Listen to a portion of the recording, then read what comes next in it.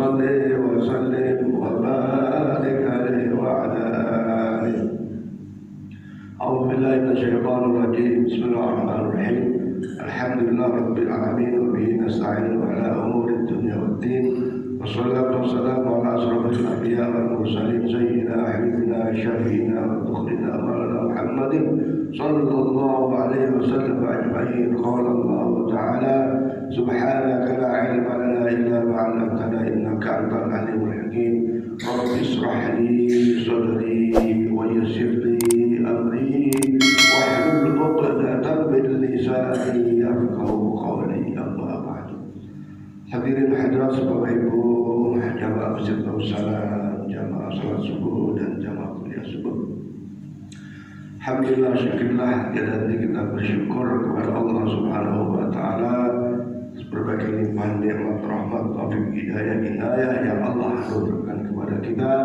Mudah-mudahan berbagai amal-amal ibadah kita, amal-amal saleh kita senantiasa diberi kekuatan untuk istiqamah, senantiasa diterimanya, mendapatkan rahmat dan ridhonya. Insyaallah menjadi bekal berat timbangan amal kebaikan kita. Dan ketika kita tiba waktunya amal husnul khatimah pada syafaat dari Rasulullah Muhammad sallallahu alaihi wasallam ila yaumil qiyamah. Amin ya rabbal alamin. Dan sekaligus Allah berikan kemudahan dalam kehidupan kita, mepanjangkan umur kita, Allah sehatkan badan kita, Allah berikan kepada kita sakinah, mawaddah, warahmah, anak-anak kita soleh, salihah, sukses dunia dan sukses akhirat. Amin ya rabbal alamin. Hadirin hadirat sekalian yang dirahmati Allah, kemarin diinformasikan oleh Pak Asep, beliau sebut kali ini judulnya adalah hal-hal yang memudahkan ibadah ini menjadi ringan. Ibadah menjadi ringan. Gimana caranya ibadah ringan? Yang pertama, mari kita pahami bahwa ibadah ini adalah perintah Allah Subhanahu wa ta'ala. Allah berfirman dalam surat Yasin, surat Yasin ayat 60-61. Bismillahirrahmanirrahim. Alam hadilakum ya bani Adam an la ta'budu syaitan innahu lakum aduwwum mubin wa an'buduni hadza siratal mustaqim. Ya, apa surah kita? Alam ahad ilaikum ya bani Adam. Bukankah Allah telah memerintahkan, ya, sebagian ahli tafsir mengatakan alam ahad itu maknanya bukan saja memerintahkan, tapi mewasiatkan. Seperti itu, seperti jangan lupa ya. Ini udah aku wasiatkan, ya. Ya bani Adam, wahai para bani Adam. Nah, kalau namanya bani Adam itu muslim saja, apakah semua manusia yang disebut bani Adam? Ya tentu saja seluruh umat manusia. Ya bani Adam, Allah ta'budu syaitan. Jangan sampai kalian mengikuti cara-cara setan. Apa cara setan? Cara setan yang nggak mau menyembah kepada Allah. Cara setan ya maunya sendiri, maunya hawa nafsu. Jangan ikut cara setan. Kenapa? Innahu lakum aduwwum mubin. Karena setan itu sesungguhnya musuhmu yang nyata. Kalau manusia jalan hidupnya hanya mengikuti cara hawa nafsunya, hanya keinginannya, hanya ikut perasaannya, maka itu sama seperti ikut cara setan. Sementara setan itu lakum adu mubin, adalah musuh yang nyata. Maka kalau mau selamat, wa'ni buduni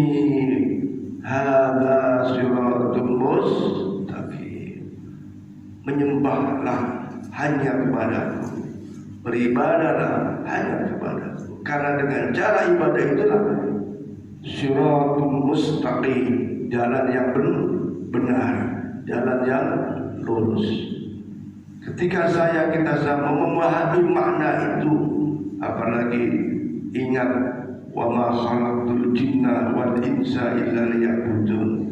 Allah tidak ciptakan jin dan manusia kecuali untuk beribadah, untuk menyembah Allah dengan berbagai tuntunan syariatnya, dengan berbagai perintah dan larangannya, ya, termasuk di dalamnya mengikuti sunnah-sunnah Rasulnya. Karena mengikuti sunnah Rasul itu juga perintah Allah, atiullah wa atiur Rasul. Bahkan ayat lain mengatakan ikutilah Rasul, karena ikut Rasul termasuk ikut perintah Allah Subhanahu wa Ta'ala. Ketika sadar itu bahwa Allah ciptakan saya kita semua ini untuk ibadah, yang tentu makna ibadah yang sangat luas. Bekerja itu bisa juga bermakna ibadah.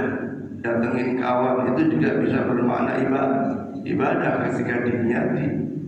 Niat menjadi hal penting dalam amaliyah kita, dalam aktivitas kita. Bahkan ayat-ayat mengatakan wa'bud rabbaka hatta ya'tiyakal yakin. Kapan ibadah itu dilakukan? Ya, sampai bahasa perjuangan itu sampai titik darah penghabisan, sampai ajal ibadah bukan kolo-kolo. Tahu kolo-kolo? Kalau sempat, ya, kalau ada waktu, kalau nggak sakit, ya kalau itu namanya. Kalau ada orang ke masjid, ya kalau aja, kalau pas ada ini, pas itu. Kalau enggak ya enggak. Ini contoh, ke masjid ibadah kan? Ibadah. Tapi kolo-kolo, maka ibu bapak sekalian, alhamdulillah wa syukurillah, yang subuhnya itu bukan kolo-kolo, istiqomah, ya, istiqomah. Zuhurnya, asarnya, maghribnya, isyanya, subuhnya, ya, bahkan sama anak istrinya, anaknya diajak, lagi diajak, ya tidak apa-apa, sholat selesai, pulang tidur atau tidur di pojok itu tidak ada masalah. Tapi melatih untuk ibadah tidak koro-koro, ya, tidak sewaktu-waktu, ini menjadi sangat. Ketika kita menyadari itu, maka sepertinya melaksanakan perintah Allah itu tidak susah. Dan bahkan ketika sadar tidak ada perintah Allah yang memberatkan bagi hambanya, tidak ada perintah Allah yang menyengsarakan hambanya, tidak ada. Sampai Siti Hajar dengan Nabi Ismail ketika ditinggal oleh suaminya Nabi Ibrahim, itu secara akal Nabi Ibrahim itu kejam. Ya, bayangkan ke Mekah yang tandus seperti itu, istri sama anak kecil ditinggal pergi oleh Nabi Allah Ibrahim alaihissalam. Kalau logika manusia, wah kurang ajar itu suami itu. Tapi karena Siti Hajar sadar itu perintah Allah, dia yakin dan akan sengsara, pasti ada pertolongan. Nah, kalau kita sungguh-sungguh, kalau kita ingat itu, nggak ada ibadat menjadi susah, pasti menjadi ringan. Kenapa? Keyakinannya mendorong untuk melakukannya dengan dengan sebaik-baiknya.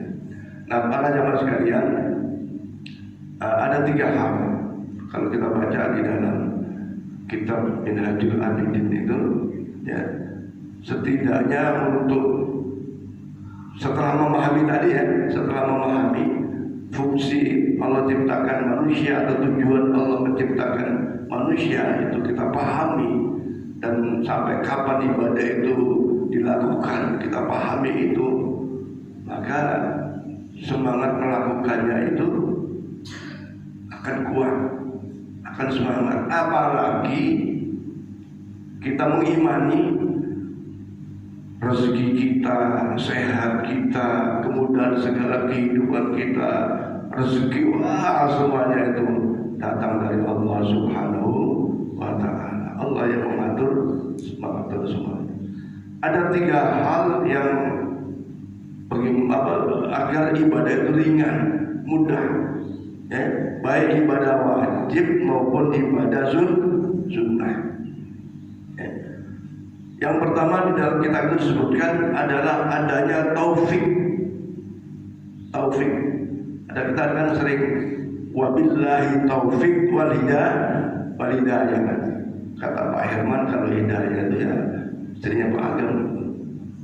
Padahal maksudnya ini bukan itu, ya. Ya kan sering ngomongin kita ya. Wabillahi taufik wal hidayah. Dengan taufik dan hidayah. Apa bedanya taufik sama hidayah? Kalau hidayah itu adalah seperti arah jalan. Arah jalan. Jalan apa? Jalan kebaikan. Atau ya petunjuk jalan, petunjuk arah kebaikan. Yang tentu di situ pada akhirnya orang akan disebut sebagai orang yang paham, orang yang ngerti. Oh iya, jalan ke Sungai Kakap itu lewat sebelah kiri misalnya gitu ya. Kalau ke mana ke Buraya atau mana itu sebelah kanan misalnya gitu. Ketika kita tahu arah, itu berarti kita paham kan? Ngerti nggak kita? Ngerti. Oh, ke Jakarta itu kalau naik pesawat cuma 1 jam 15 menit. Kalau kapal laut 2 hari 1 malam misalnya. Itu paham, itu menjadi hidayah. Oh, ternyata inna dina indallahil Islam. Sesungguhnya agama yang diterima oleh Allah itu adalah Islam, itu tahu. Tapi mengimplementasikan menuju jalan itu, menuju pelaksanaan dari sebuah agama. Ya kalau Pak Herman mau ke Kakak cuma tahu jalan, tapi dia tidak ke sana. Dia tidak mau ke sana. Nah, mau ke sana itulah yang disebut taufik. Kemampuan yang Allah ciptakan kepada seorang hamba melaksanakan perintah agama. Tadi apa? Ibadah itu adalah perintah Allah. Tahu nggak? Tahu. Sholat itu perintah Allah. Tahu nggak orang Islam? Tahu. Sholat jamaah di masjid itu afdol, lebih baik. Tahu nggak? Tahu. Itu sunnah Rasulullah.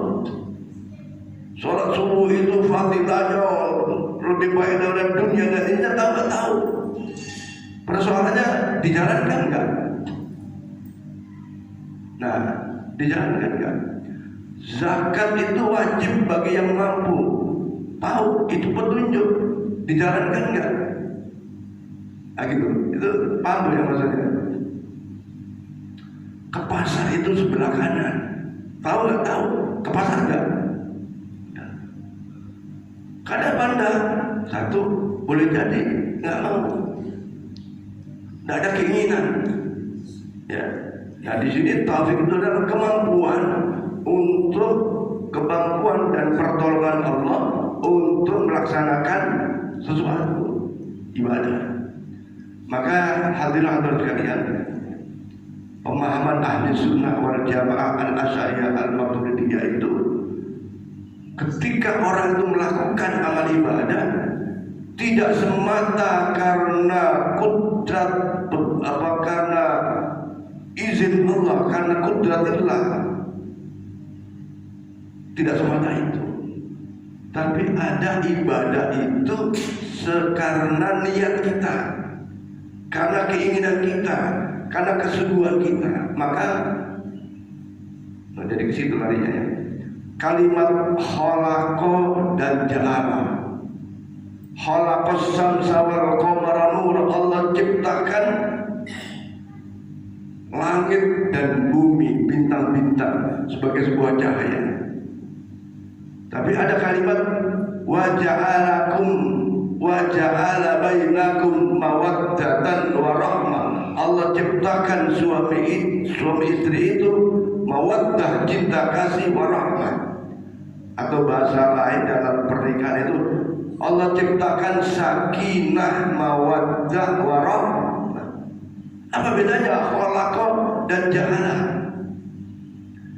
Kalau kalimat khalaqa itu mutlak Allah ciptakan sesuatu sebelum Allah ciptakan yang lainnya. Sebelum ada langit Allah ciptakan langit. Itu mutlak otoritas Allah. Manusia bisa nggak bikin langit? Nggak bisa. Manusia bikin bumi? Nggak bisa. Tapi kalau ja'ala, ciptaan Allah itu seakan ada peran manusia, ada peran manusia. Sakinah, mawaddah, warahmah. Ibu mau sakinah, mawaddah, warahmah, apa ujung-ujung? Nah, ada keinginan manusia untuk menciptakan rumah tangganya sakinah, mawaddah, warahmah. Baru Allah turunkan. Katanya mau sakinah, mawaddah, tapi dia hari berantem dulu. Sekarang berantem tuh yang menciptakan Allah atas kita. Nah, di sini bahwa takdir itu ada yang atas perilaku manusia itu sendiri, ada yang mutlak itu otoritas Allah. Secara hakikat semua memang biqudratillah biidznillah, tapi ada sebab yang disebabkan oleh perilaku manusia. Ya. Orang ibu jalan-jalan kaki, ibu begitu lihat ada bola nendang. Nah, nendang itu kira-kira niatan ibu, niatan bapak, apa refleks? Nah, kalau kesandung adalah orang niat kesandung. Nah, ada itu refleks. Itu bedanya. Jadi taufik Allah ini, kalau manusia itu punya kemauan, saya nanti malam bangun tahajud, ya Allah, udah pakai ya Allah, pakai berdoa. Nah, baru terjadilah tahajud itu dan seterusnya. Artinya hadirin sekalian, supaya ibadah itu ringan, satu ada niatan dari kita, kemudian dengan pertolongan Allah Subhanahu wa taala maka jadi itu. Ada niat tahajud, ya, terus udah pasang alarm ini tuh, kemudian ditakdirkan oleh Allah Subhanahu wa taala. Banyak hal-hal yang saya kira ya ingin apa, niat apa, tapi sungguh-sungguh manjada wajada.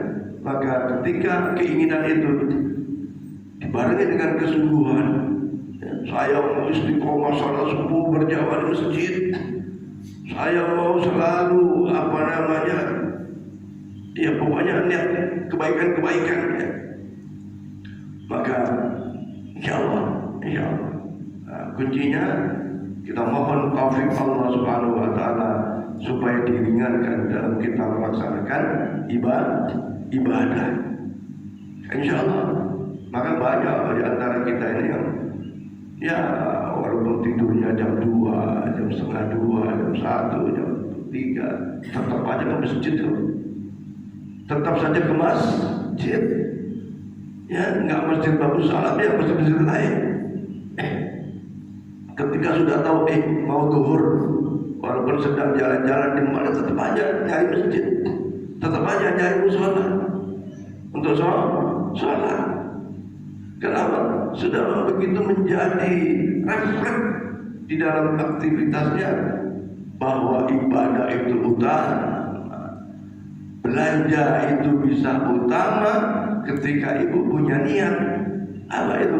Niat untuk masakan suami, niat untuk masakan anak-anak, ya kan? Ya. Tapi tentu saja ketika tiba waktunya sholat, maka ada yang harus ditunda. Mungkin jadi nanti makanya habis sholat zuhur baru makan, nah, gitu kan? Nah, kesimpulannya taufik Allah ini ada kemampuan. Nah, dengan pertolongan Allah bisa mengamalkan perintah-perintah Allah, bisa mengamalkan ibadah kepada Allah Subhanahu wa ta'ala. Dan semua itu taufik Allah itu akan senantiasa menyertai bagi orang-orang yang klasifikasinya level muttaqin.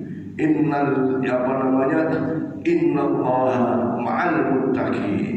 Sesungguhnya Allah bersama orang-orang yang bertakwa kepada Allah Subhanahu wa ta'ala. Artinya orang-orang yang melaksanakan perintah-perintah Allah, orang yang menjauhi daripada larangan-larangan Allah Subhanahu wa ta'ala.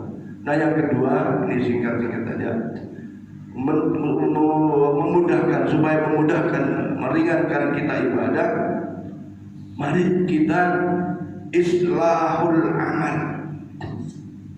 Ya, islahul amal. Islahul amal itu apa? Selalu membaikkan amal kita. Ya, ibarat sholat, ya, wudunya kita perbaiki, bacaannya, wudunya kita sempurnakan. Ada wudu itu yang wajib, ada wudu itu yang sunnah. Maka ya kita jalankan. Kita jalankan kesunahan wudu. Misalnya bergumur, usah-usah jelas-jelas telapak tangan, bergumur, menghirup air hidung, ya. Kemudian termasuk musab telinga ini kan sudah. Intinya sempurnakan ibadah itu walaupun di situ hukumnya sunnah, ya. Walaupun hukumnya sunnah, habis wudu baca doa, ya. Allahumma ja'alna minat tawabin, waj'alna minal mutatahhirin, waj'alna min ibadika sholihin. Wudunya, berdoanya hadap kiblat. Ini kan islahul amal. Termasuk kalau kita sudah sholat zuhur, sempurnakan sholat zuhurnya dengan apa? Dengan sholat ba'diyah zuhur. Terus berputar gitu. Ada qobliyah subuh, sempurnakan sholat subuh kita dengan qobliyah subuh, ya. Apalagi kalau di dalam sholatnya itu sendiri kita terus perbaiki Fatihahnya, perbaiki perasaan dalam ibadah, ya. Dalam makom ibadah itu hadirat sekalian, ada makom al-mulki, ada makom al-malakut, ada makom al-jabarut. Ibu sholat, bapak sholat, ya. Kira-kira makomnya mana nih? Rata-rata sih kebanyakan makomnya tuh makom al-mulki. Allahu Akbar. Niatnya udah betul. Pada saat niatnya sudah khusyuk. Tapi setelah Allahu Akbar, ingat gorengan, ingat dagangan, ingat jemuran, ingat utang, ingat. Ibadah yang makomnya al-malak al-mulki itu ibadah, tapi ingatnya masih banyak ingat dunia. Ya, ibadah dalam suasana ibadah maksudnya. Yang banyak diingat itu bukan Allah, tapi persoalan dunia. Jemuran nanti kering nggak ya? Kalau ada hujan ya, ya, misalnya, ya itu contoh. Artinya dunia kan ya dunia memang. Persoalan dunia. Boleh nggak sholat pada posisi makom al-mulki, makom dunia? Ya boleh. Gimana? Mau sholat itu nggak merem, sholat itu nggak tutup telinga, dengar ini ya. Sekedar dengar boleh-boleh aja, tapi harus ditepis. Ketika sholat ingat sudah, aku sedang sholat dalam hati ya, dalam hati aku sedang sholat. Sholat ingat jemuran, aku sedang sholat. Tidak apa-apa pakai basah lagi, cuci lagi. Nah, ini latihan dilatih untuk menjadi ningkat naik. Ya, ini maknanya maqam al-mulki disebutkan. Nah, maqam yang kedua ibadah karena sadar kewajiban dan ingat akhirat.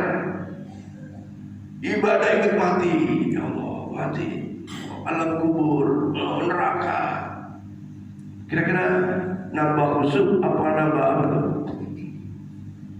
Ini kalau ketika makom malakut ini yang kedua ya, ada pada saya, pada kita, itu biasanya lebih khusyuk. Apalagi sholatnya sedang sakit, ya Allah, jangan mati ini, saya gitu, khusyuk. Ada nggak yang begitu? Saya yakin ada. Soal berapa lama rasa itu timbul dalam hati mencapai makom al-malakut itu, wallahu a'lam. Tidak mungkin 4 rakaat semuanya seperti itu ya. Tapi ada saat-saat yang tertentu hanya ingat sesuatu yang mendekatkan diri kepada Allah Subhanahu wa taala, maka itu boleh dipanjangin tuh masa sujudnya atau apanya ketika sholat. Bahkan dianjurkan saat itu berdoa kepada Allah. Ya, ketika lagi asyik-asyiknya yang diingat hanya Allah, maka berdoalah. Ya. Walaupun ya, jangankan kita, Sayyidina Ali saja, Sayyidina Ali karramallahu wajhah itu tak mampu.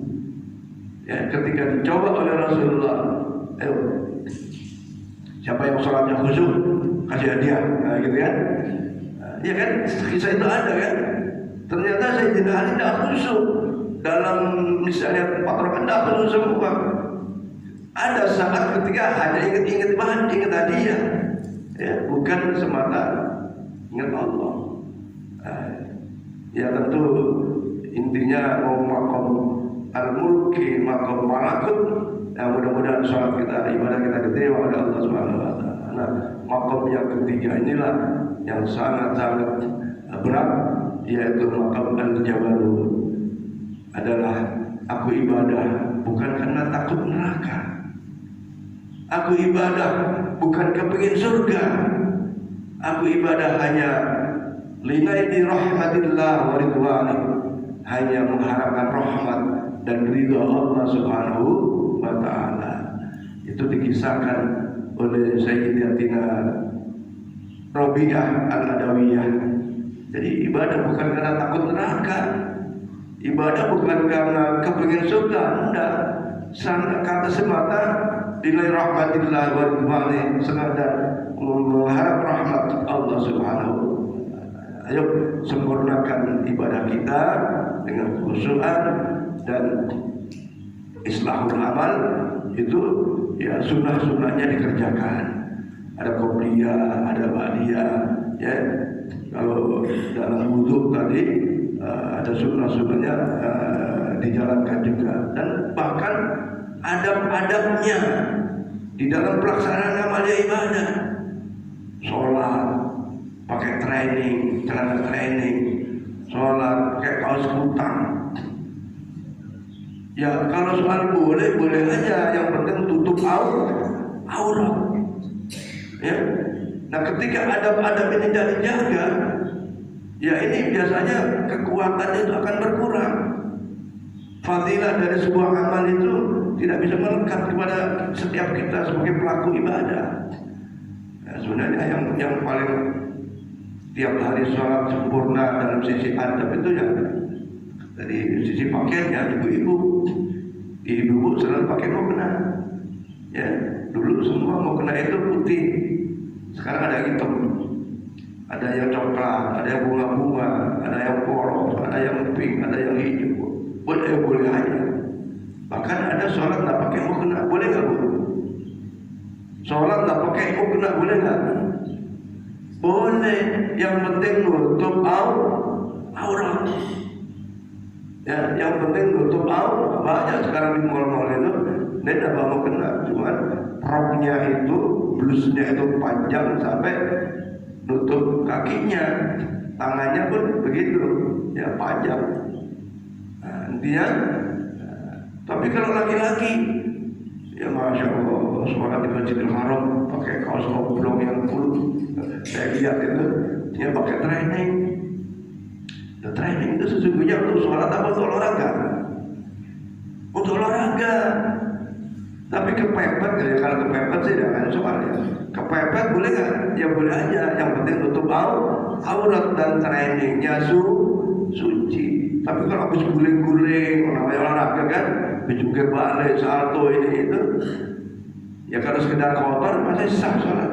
Intinya jangan cari sahnya saja di dalam ibadah. Ayo, jangan cuma sahnya yang kita kejar, tapi afdolnya di rumah sana. Sah, afdolnya apa?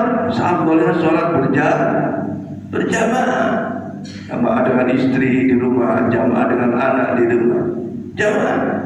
Ya, bahkan ya kadang-kadang saya istri udah sholat, saya suruh sholat lagi. Untuk temani kita yang belum sholat, boleh nggak? Boleh ada. Nah, afdolnya lagi sholat jamaahnya di mana? Di masjid. Itu nggak bisa dipungkiri. Nah, mari ketika kita memperhatikan membaikkan amal-amal kita dengan menyempurnakan sunnah-sunnahnya, maka insya Allah ini akan menimbulkan ibadah itu jadi kebutuhan. Sholat itu jadi kebutuhan. Dan ini sudah banyak dirasakan oleh bapak-bapak, ibu-ibu banyak. Sholat itu bukan sesuatu yang berat, enggak. Walaupun Quran menjelaskan, inna sholata lakabiratun illa alal khashiin. Sesungguhnya sholat itu berat. Berat bagi siapa? Kan gitu. Illa alal khashiin, bagi orang yang khusyuk. Tidak berat sholat itu. Sholat itu menjadi kebutuhan. Bahkan kadang ditunggu-tunggu. Kok belum subuh ya? Nunggu Pak Joko Azan, belum azan. Ada yang bilang, ternyata masih jam 2:30 belum asar. Sholat ditunggu-tunggu waktunya, betul nggak? Banyak yang begitu. Itu ketika sholat sudah menjadi kebutuhan, tidak berat. Sementara yang nggak menjadi kebutuhan, baru duhur sekarang udah asar. Nah iya, waktu duhurnya di akhir waktu, ya.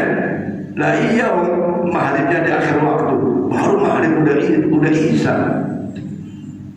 Mudah-mudahan saya dan kita semua jangan biasa diberi taufik oleh Allah Subhanahu wa taala, ringan ibadah itu dan selalu memperbaiki amal-amal kita, disempurnakan, ditambah adab-adabnya. Yang ketiga,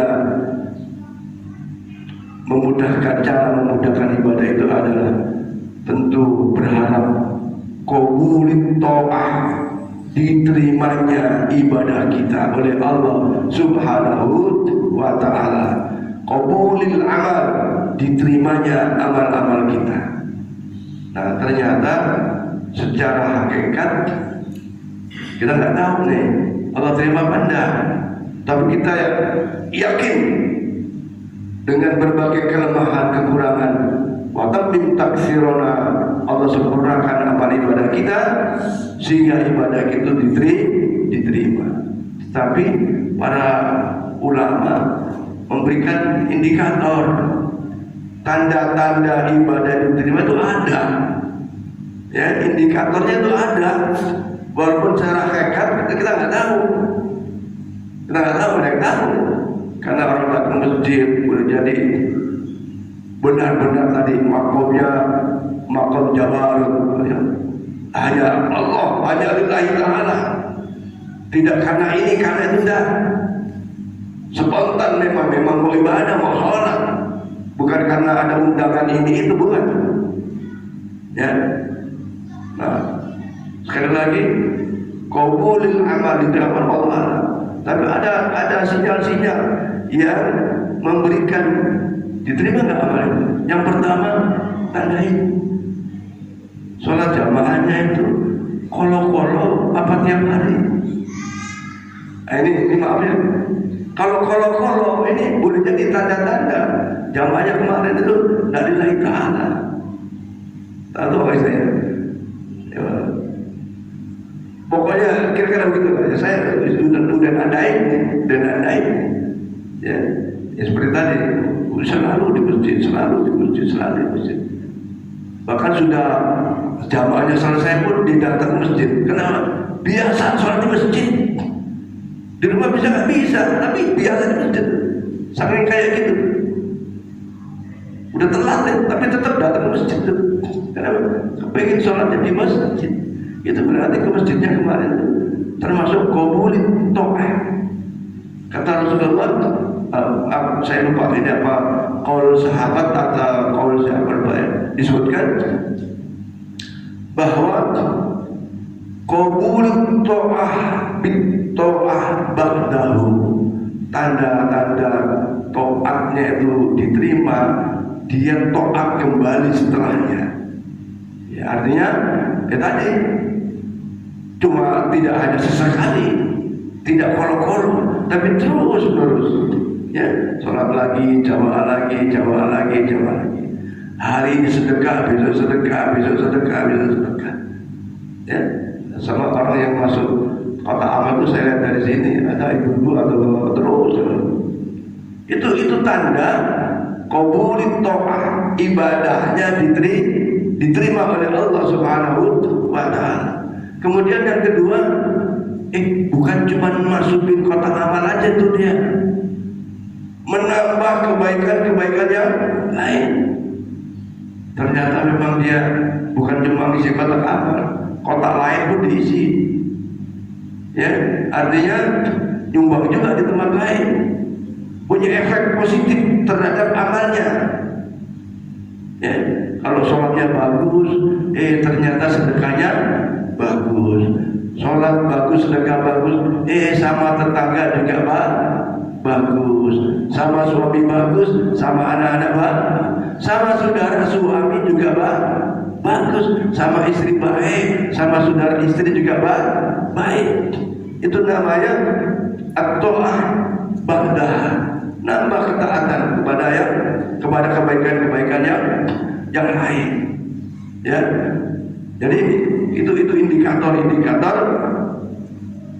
ibadahnya diterima. Yang kedua, yang lainnya adanya perubahan perilakunya. Dulu garang banget orang itu, ya, susah memaafin orang lain.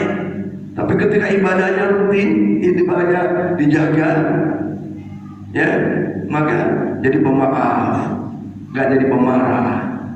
Dulu dia sebelum sholat tahajud sama istri tuh suka marah-marah terus tuh, marah, nggak marah, piring dibanting untuk nggak pecah. Tapi setelah dia tahajud, habis itu nggak lagi tuh sayang sama istri, selalu sebelum tidur dipeluk dulu misalnya, umpamanya. Intinya kebaikan itu nambah, kebaikan yang lain itu nambah. Setelah dulu waktu belum sholat duha, sebelum sholat duha itu, waduh, pening sekali kalau dagangan dan laku, ya, nggak ada ketenangan. Tapi ketika sholat duha, walaupun sudah siap dagangannya nggak laku, tenang aja dia yakin rezeki min Allah, dia sudur rezeki liman yasha, Allah yang memberi rezeki. Ada ketenangan, ada kedamaian dalam hati. Lapar tapi tidak terasa lapar, gimana tuh? Puasa enggak, sarapan enggak, tapi biasa-biasa aja tuh. Inilah ketika amal itu dikabul, diterima oleh Allah Subhanahu wa Ta'ala, ada kebaikan lagi, kebaikan lain yang timbul.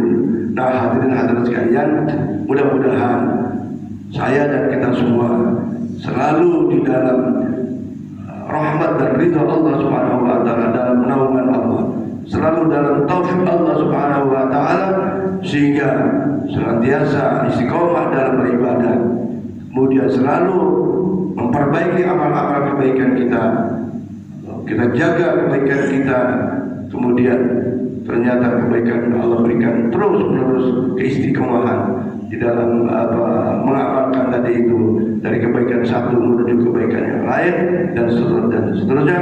Pada akhirnya hanya kepada Allah lah kita berserah diri terhadap amal-amal kita. Kita sadari amal kita ini banyak kekurangan kelemahan, tapi yakinilah Allah Subhanahu wa taala akan menyempurnakannya dan akan merahmati dan meridhoinya sehingga amal ibadah kita jadi bekal yang berat timbangan amal kebaikan kita. Zaman sakulat mawazinu fa huwa fi 'ishatin radiyah. Mudah-mudahan demikian adanya, dan sekali lagi ada keberkahan di dalam rumah tangga kita, keluarga kita, ada ketenangan, kebahagiaan dalam kehidupan kita. Mudah-mudahan selalu dalam rahmat dan amin ya rabbal alamin. Demikian, mudah-mudahan kita semua selalu dalam keadaan sehat walafiat, ada umur penuh keberkahan dan Allah dengan keistiqomahan kita. Mari kita tutup dengan doa. Mudah-mudahan hajat-hajat kita semua dikabulnya oleh Allah Subhanahu wa taala. Al-Fatihah min ila syafaatan fil hajat Al-Fatihah. A'udzu billahi minasyaitonir rajim. Alhamdulillahir rahmanir rahim. Maliki yaumiddin. Iyyaka na'budu wa iyyaka nasta'in. Shiratal mustaqim. Shiratal ladzina an'amta 'alaihim ghairil maghdubi 'alaihim waladdallin. آمين.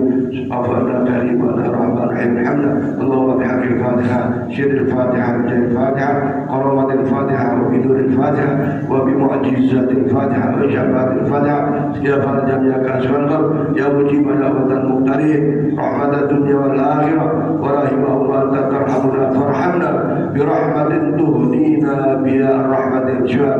اللهم يا رحمن يا رحيم ارحمنا. اللهم يا غني يا حميد يا مغني يا رزق يا وهاب. اللهم يا قاضي الحاجات يا قاضي الحاجات اقضي حاجاتنا يا الله. kabulkan hajat-hajat seluruh jamaah Masjid Al-Salam ya Allah. Hajat dunia, hajat akhirat ya Allah. Hajat untuk setiap dirinya, hajat untuk anak-anaknya, hajat untuk setiap keluarganya ya Allah. Bi haqqi Sayyidina Muhammad sallallahu alaihi wasallam wa bi jahi Sayyidina Muhammad sallallahu alaihi wasallam wa bi barakati salat subuh berjamaah wa bi barakati subuh fi hadzal masjid rahmatika ya arhamar rahimin. Wa bi subhanallahi wa tahiyatu fiha salam wa akhiru da'wahum alhamdulillah rabbil alamin. Taqabbalallahu minkum minna wa minkum taqabbal ya karim. Assalamualaikum warahmatullahi wabarakatuh. Sallallahu alaihi wasallam.